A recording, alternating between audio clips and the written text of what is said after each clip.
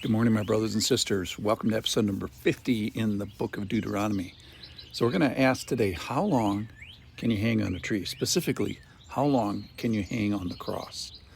So one of the interesting things about Deuteronomy is that the truths of Deuteronomy echo through the rest of the Bible. They echo through the ages. And sometimes the further away you look at them, the more you understand them way back when. Now, today's going to be one of those days.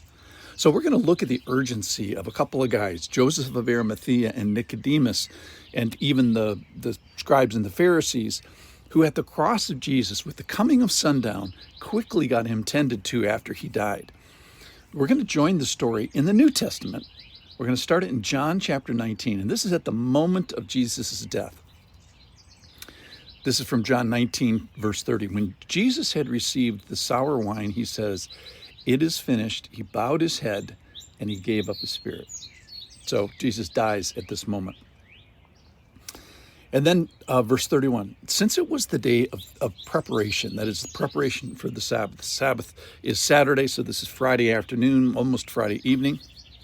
So since it was the day of preparation, and so that the bodies would not remain on the cross on the Sabbath, for the Sabbath was a high day, the Jews asked Pilate that their legs may be broken. We'll talk about that in a second, that they may be taken away. So the soldiers came and broke the legs of the first and the other who had been crucified with him. But when they came to Jesus and saw that he was already dead, they did not break his legs. But one of the soldiers pierced the side of Jesus with a spear, and at once came out blood and water. He who saw it bore witness. His testimony is true. He knows that he is telling the truth, that you may believe. This is John, sees this and wants you to believe as well. So that's why he writes the Gospel of John. All right, so the interesting thing is that the Jewish leaders are adhering to the law that's in Deuteronomy. We'll get to that in a second. They're adhering to the law about the timing of the crucifixion. That is, hanging someone on a tree, and the urgency specifically to get them off the tree, off the cross, made out of wood, off the tree before they are there for the evening, for the night. So what is this urgency? Well, it's Friday afternoon, the day of preparation for this. It's Friday, which is the day of preparation for the Sabbath. And Sabbath starts at Friday at sundown. So it's fast approaching. So they're going to break the legs. So what's the deal with that? Well, crucifixion is a nasty business. It's supposed to be prolonged. It's supposed to be shameful. You eventually died of exhaustion and asphyxiation, maybe of blood loss in Jesus' case, because the only way to inhale was to hang down. It's sort of paradoxical, to hang down lest your chest cavity expand by the weight of your body. But the only way to exhale was to stand up on your legs and allow the pressure on your arms to come off so that your chest cavity could squish together and you could expel CO2. So if you broke the legs, you would accelerate the process of this asphyxiation. So at the moment of the story, Jesus has already given up his spirit. He's already dead, but the other prisoners are not dead.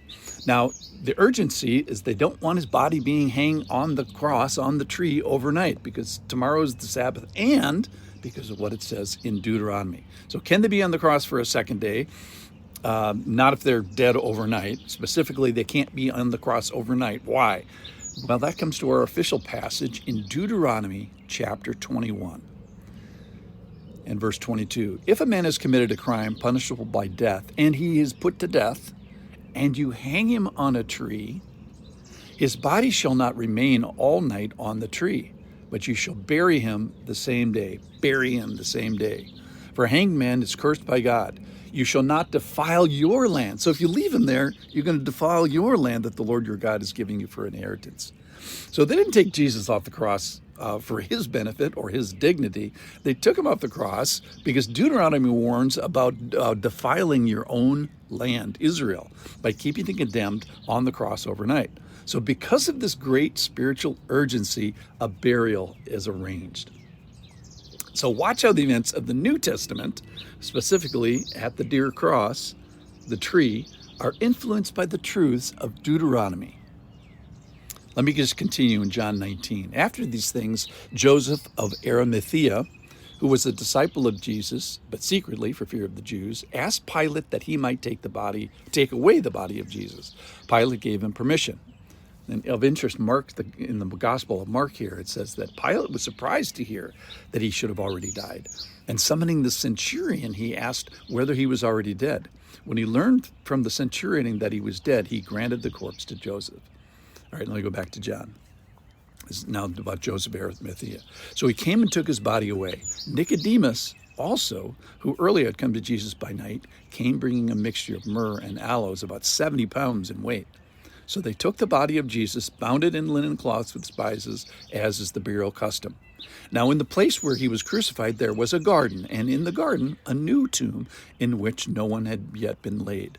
So because of the Jewish day of preparation, since the tomb was close at hand, they laid Jesus there.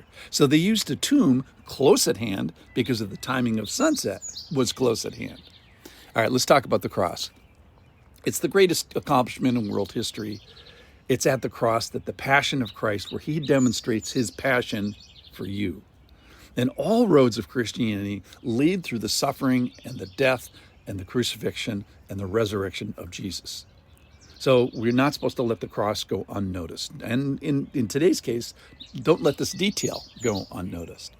So they got Jesus off the cross because of what they knew from Deuteronomy. They didn't realize that Jesus had become the curse for them. And even the sin of putting him on the cross, ironically, is paid for by the spiritual work that Jesus did on the cross. So they didn't leave him on the cross because of what Deuteronomy says. It basically is get him off the cross, get the condemned person off the cross so that you are not condemned. You don't defile your whole land. And so of interest, the shadows of Deuteronomy are found here in the New Testament. So today's big point is, let's not let this detail of the cross go unnoticed. Thanks for listening.